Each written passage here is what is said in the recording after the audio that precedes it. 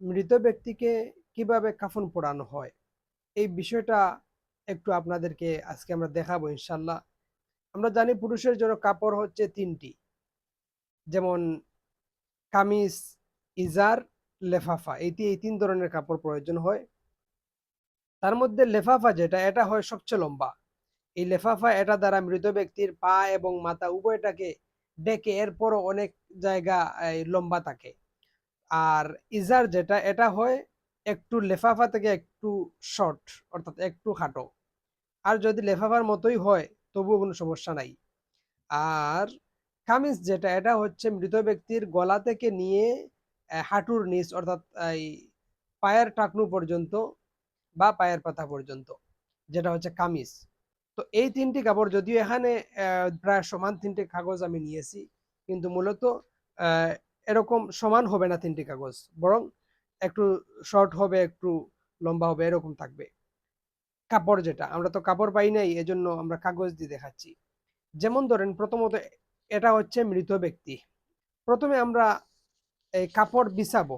যেমন প্রথমে আমরা সবচেয়ে লম্বা যেটা লেফাফা, এটাকে আমরা খাটের মধ্যে রাখবো, লেফাফা যেটা এটাকে। এরপর আমরা বিছাবো যে ইজার যেটা, ওই ইজারটাকে আমরা লেফাফার উপরে ভাবে বসাবো, রাখবো। আচ্ছা, শেষ ইজারের কাজ। এখন আসেন কামিজ। কামিজের কাজ হচ্ছে, কামিজকে আমরা কামিজের ঠিক মধ্যখানে একটা কাটা থাকবে, কুতা কুতা কেটে গুল চিহ্ন করা হয়, আবার কেউ কেউ ফাড়েন। তো আমরা এখানে একটু এই কি কি বলে এটাকে, আমরা একটু কাটলাম, অর্থাৎ ফাড়লাম। ফাড়ার পর ওই ফাড়ার অংশটুকু অর্ধেক করা হবে, এরকম এরকম এরকম করা হবে, যাতে করে ওই দিকে তার মুখ, এই মৃত ব্যক্তির গলাটা বের হয়। আর এটা হবে এখান থেকে নিয়ে এখান পর্যন্ত হবে, মৃত ব্যক্তির গলা থেকে নিয়ে পা পর্যন্ত মৃত ব্যক্তির। আচ্ছা, তো এটাকে আমরা কি করব, এভাবে বিছাবো। বিছানোর পর ওই সামনে যে অংশ আছে, ওই অংশটাকে আমরা একটু বাজ করে এরকম আটকিয়ে দেব, বা এরকম কিছু করবো আমরা। যাই হোক, শেষ আমাদের বিছানোর কাজ শেষ।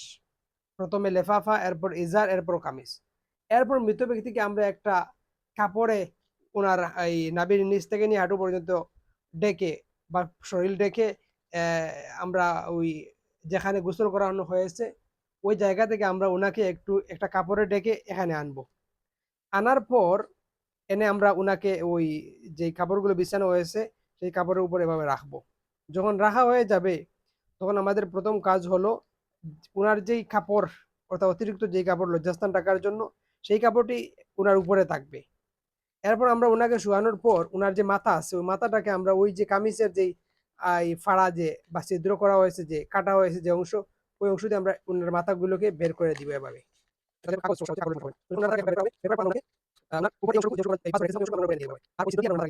এরপর আমরা কি করব, এই কাপড়টি দেওয়ার পর আমরা আমাদের ভিতর থেকে ওই যে লজ্জাস্থান ঢাকার জন্য যে কাপড় দেওয়া হয়েছিল ওইটা আমরা বের করে নিব। শেষ হয়ে গেল এটা। এই তো শেষ কাজ। এখন আমরা যেটা করব, প্রথমত মৃত ব্যক্তির বাম সাইড, এখানে অনেকে সমস্যা করেন ডান সাইডটা তুলেন। আমার জন্য যদিও এটা ডান সাইড হয়, কিন্তু মৃত ব্যক্তির জন্য এটা হচ্ছে ডান সাইড।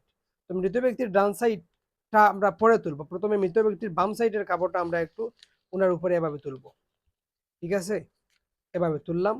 তোলার পর ওনার মৃত ব্যক্তির ডান সাইডের কাপড়টি আমরা ওনার উপরে এভাবে তুলবো। এরপর আসেন আমরা যেটা তুলবো সেটা হলো আহ ওই যে ইজার। ইজারেরও প্রথমে আমরা বাম সাইডটা তুলবো এভাবে। বাম সাইডটা তোলার পর আমরা এরপর ডান সাইডটা তুলবো এরকম, ঠিক আছে? আচ্ছা, ডান সাইড। এরপর ডান সাইড তোলার পর আবার আমরা ওই লেফাফার বাম সাইডটা তুলবো। এরপর আমরা আবার ডান সাইডটা তুলবো।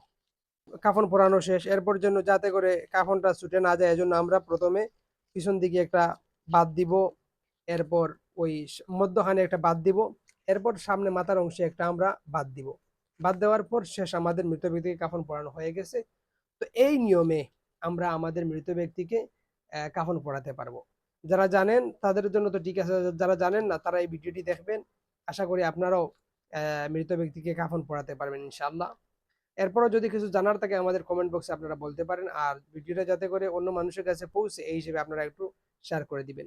সবাই ভালো থাকেন, সুস্থ থাকেন। আসসালামু আলাইকুম রহমতুল্লাহি ওয়া বারাকাতুহু।